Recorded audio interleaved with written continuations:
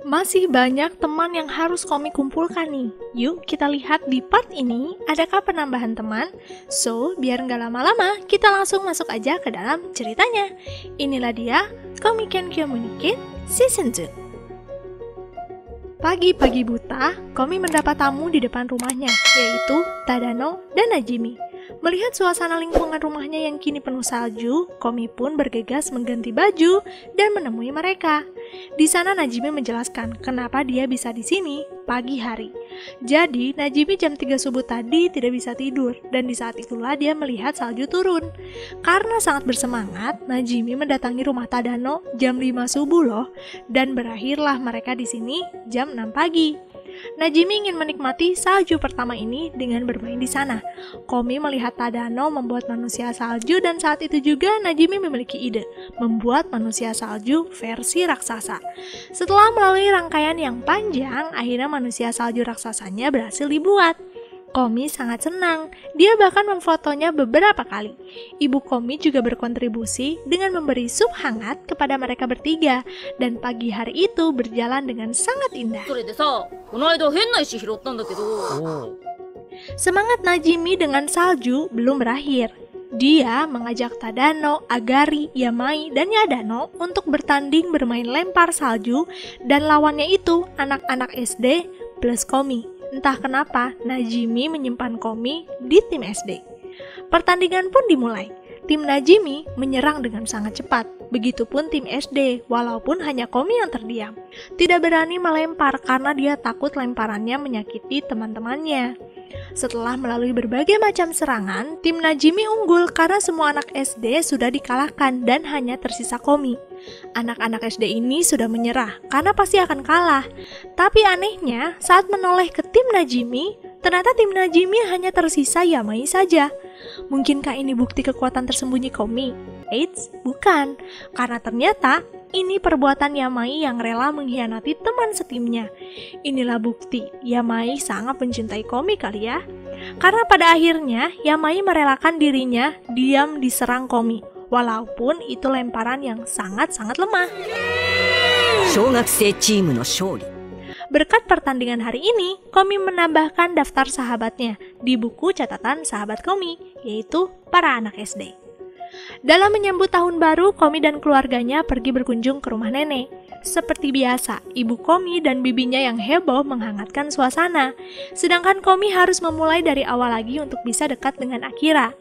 Tapi karena mereka pernah akrab sebelumnya, Komi tidak perlu waktu yang lama untuk bisa akrab lagi dengan Akira.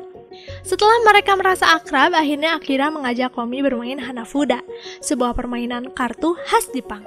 Komi sebenarnya tidak pernah main Hanafuda, tapi untungnya nenek datang dan akan menunjukkan kepada Komi bagaimana permainan Hanafuda itu. Nenek pun melawan Akira, dan kali ini ada sebuah taruhan dari nenek. Jika Akira menang, nenek akan memberikan tambahan uang angpaunya. Tapi jika kalah, angpau Akira akan berkurang. Akira pada saat itu percaya diri kalau dia akan menang karena Akira sudah sering bermain Hanafuda. Tapi sayang, di akhir pertandingan, Akira harus ditampar kenyataan kalau dia kalah telak. Setelah mengalahkan Akira, nenek menantang Komi untuk bermain. Dan kali ini, jika Komi menang, nenek akan mencabut hukuman untuk Akira. Mendengar hal itu, Akira tentu saja merengek kepada Komi untuk ikut. Mengerti atau tidak mengerti, Komi pun akhirnya mau melawan nenek. Selama pertandingan, Akira sudah menebak kalau Komi akan kalah karena banyak langkah yang Komi ambil salah menurut Akira. Tapi, walaupun terlihat banyak salahnya, tidak disangka-sangka di akhir permainan Komi memenangkan pertandingan itu dan hukuman Akira pun berhasil dicabut. Tahun baru pun tiba. Setelah memberi ucapan kepada nenek, nenek mengajak Komi dan Akira Hatsumode, yaitu mengunjungi sebuah kuil di awal tahun baru.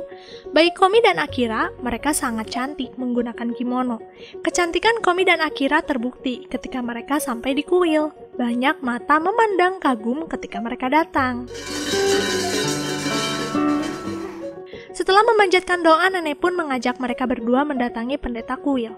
Sesampainya mereka di ruang pendeta kuil, mereka malah dikejutkan dengan kehebohan pendeta yang sedang panik karena salah satu gadis kuil sakit. Sedangkan kuil sedang kedatangan tamu yang banyak. Pendeta kuil butuh satu orang yang mau sambilan untuk menjadi gadis kuil. Tentu saja, nenek langsung menunjuk Komi. Komi tidak bisa menolak dan dia menerima saja. Komi pun diantarkan ke loket pembayaran yang ada di kuil. Dan betapa terkejutnya Komi ketika melihat kalau partnernya ini adalah teman sekolah Komi, yaitu Inaka Nakoko. Sebenarnya, tidak hanya Komi yang terkejut. Inaka juga sama-sama terkejut karena dia takut Komi akan mengumumkan ke sekolah kalau dia berasal dari kampung. Inaka berusaha menyembunyikan identitasnya, tapi saat dia melihat Komi yang gemetar ketika ada pengunjung yang akan membeli sesuatu, Inaka pun melupakan tentang identitasnya dan menenangkan Komi untuk bisa melayani para pengunjung. Berkat bantuan Inaka, Komi akhirnya bisa melayani pengunjung satu persatu. Sampai pada akhirnya, pekerjaan mereka pun selesai. Inaka sebenarnya masih khawatir dengan identitasnya. Tapi, saat Komi memberikan selembar kertas, Inaka pun terdiam. Di sana tertulis ucapan terima kasih dari Komi dan ucapan tahun baru juga. Membaca itu, akhirnya Inaka merasa tenang karena dia tahu Komi bukan orang yang dia bayangkan sebelumnya. Masih suasana tahun baru, Tadano bangun sangat siang dan di sana dia dikejutkan oleh kehadiran Najimi di rumahnya. Najimi pun mengingatkan Tadano kalau mereka semalaman bermain game bersama. Mendengar hal itu, Tadano pun akhirnya ingat. Saat mereka sedang sarapan, Najimi tiba-tiba mengajak Tadano untuk Hatsumode, mumpung masih suasana tahun baru. Mereka tidak akan pergi berdua. Najimi tentu saja mengajak satu persatu teman sekelas mereka, diawali dengan Komi. Tapi sayang, Komi tidak mengangkat teleponnya. Najimi pun melanjutkan menelpon teman yang lainnya dan kebanyakan dari mereka bisa ikut. Tadano masih penasaran dengan Komi, maka dia meminta izin Najimi untuk menelpon ulang Komi. Tapi bukannya segera menelpon, Tadano malah terdiam malu. Saking lamanya, Najimi malah menerima telepon duluan yang ternyata dari Komi. Singkat cerita, mereka pun sampai di kuil. Dengan penuh semangat, mereka pergi ke atas sana. Komi juga hadir karena kebetulan dia sudah pulang dari liburan tahun baru di rumah nenek. Komi dan Tadano pun akhirnya bisa saling mengucapkan selamat tahun baru satu sama lain. Di hari lainnya, Katai berencana mengajak Tadano main ice skating karena ini adalah salah satu agenda mengakrabkan diri dengan Tadano. Katai memberanikan diri mengajak Tadano, walaupun perlu waktu yang panjang untuk menyampaikan pesan sederhana itu. Untungnya Tadano ini cepat paham, maka dia pun menyetujui ajakan Katai. Tadano pun meminta izin Katai untuk mengajak teman lainnya agar suasana semakin seru. Katai tentu saja menyetujuinya, karena dia ingin menambah teman juga kan? Hari yang dinanti pun tiba. Katai dikejutkan dengan kehadiran Komi di samping Tadano. Tadano pun menjelaskan kalau sebenarnya dia mengajak Najimi juga, tapi Najimi ada janji dengan teman lainnya. Maka dari itu hanya Komi yang diajak. Mereka pun pergi menuju tempat ice skating. Di sana, Katai yakin bisa memikat Tadano dan Komi. Tapi, saat Katai melangkah di atas es, dia menyadari kalau dia tidak bisa main ice skating sama sekali. Tadano pun menanyakan kepada Komi juga apakah dia bisa main ice skating, dan jawaban Komi sama seperti Katai. Mereka sama-sama tidak bisa main ice skating. Tadano mau tidak mau jadi harus mengajarkan mereka berdua. Perlahan-lahan Tadano menjelaskan bagaimana caranya, dimulai dari Komi. Saat itu Komi saking semangatnya tidak sadar berselancar dengan cepat.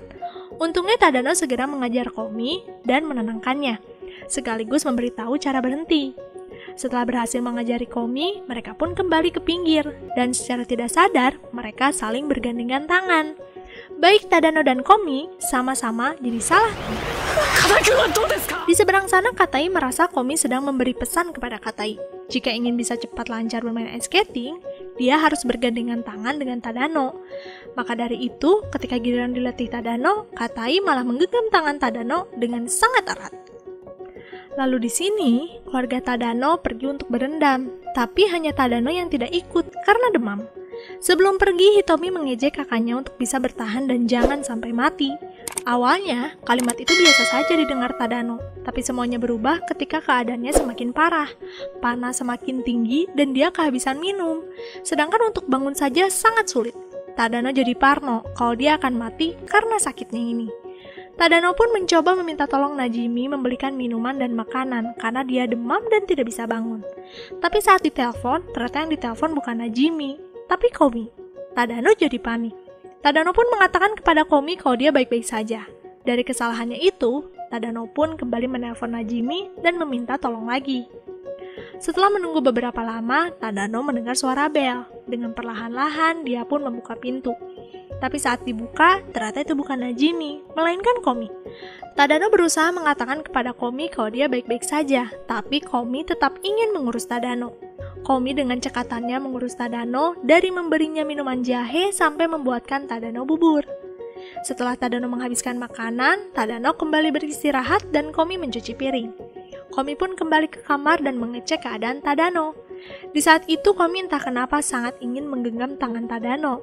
Dan saat dia menggenggam tangan Tadano, Komi dikejutkan dengan kehadiran Najimi. Komi tentu saja panik dan segera menjauh dari Tadano.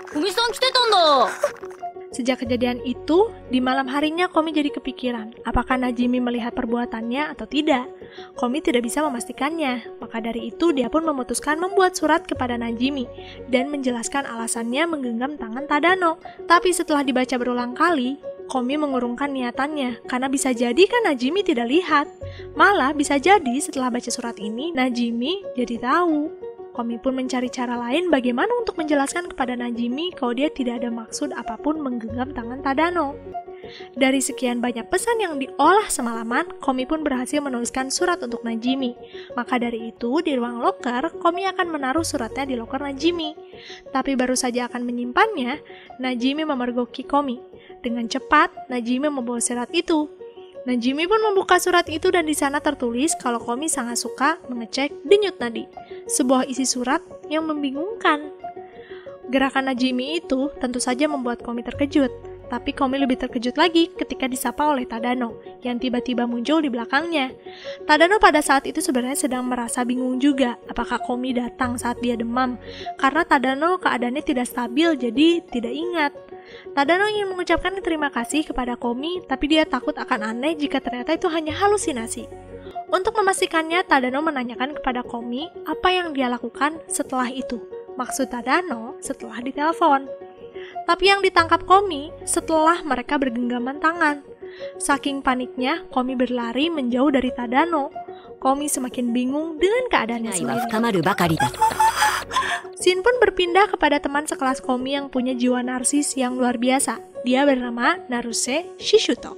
Bisa dikatakan jiwa narsisnya sudah sangat akut dan yang paling sering mengomentari kelakuan Naruse ini adalah Kometani Chusaku. Naruse merasa sangat tampan dan orang yang layak selalu di sampingnya adalah Komi. Tapi Naruse belum pernah mengobrol dengan Komi, maka dari itu hari ini dia akan mencoba mengobrol dengan Komi. Tapi setiap Naruse mendekat kepada Komi, murid laki-laki lainnya selalu mengadangnya.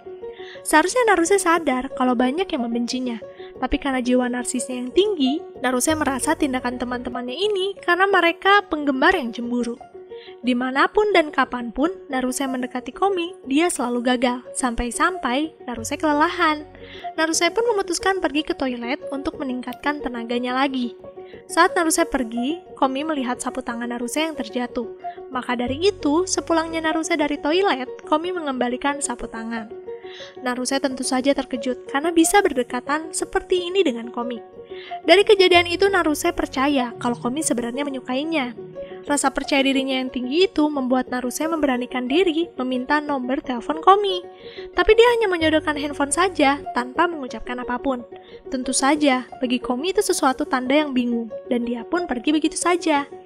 Karena malu, Naruse pun pada akhirnya malah jadi meminta nomor telepon kepada Tadano. Singkat cerita, wali kelas mengumumkan kalau sekolah akan mengadakan Dharma Wisata ke Kyoto.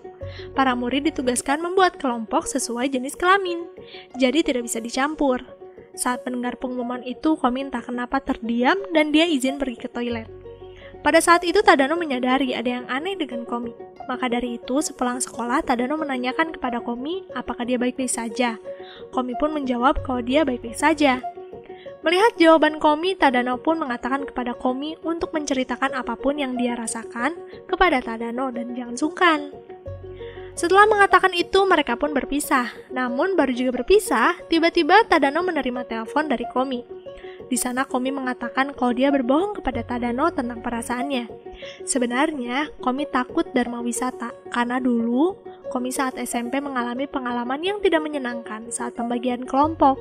Komi saat itu hanya tertunduk. Kelompok yang didapatkan juga hasil dari suit. Mereka menentukan kelompok mana yang akan menerima Komi. Dari kejadian itu, Komi merasa tidak nyaman. Di hari Dharma Wisata, Komi pada akhirnya tidak ikut. Komi sangat takut jika itu dialami lagi. Banyak murid di kelasnya yang lebih periang dan menyenangkan. Tadano pun mengingatkan Komi, kalau dia sekarang banyak teman, pasti hal yang dulu tidak menyenangkan tidak akan terjadi sekarang. Mendengar itu, Komi pun jadi tenang dan lega. Komi akan memberanikan diri untuk tetap ikut Dharma Wisata. Tanashimi desu. Hari pembagian kelompok pun tiba. Komi dikejutkan dengan respon teman-temannya yang berlomba-lomba sekelompok dengan Komi. Pada saat itu, Komi merasa kalau dia kini banyak teman. Tapi wali kelas sudah menebak kalau akan ada keributan seperti ini.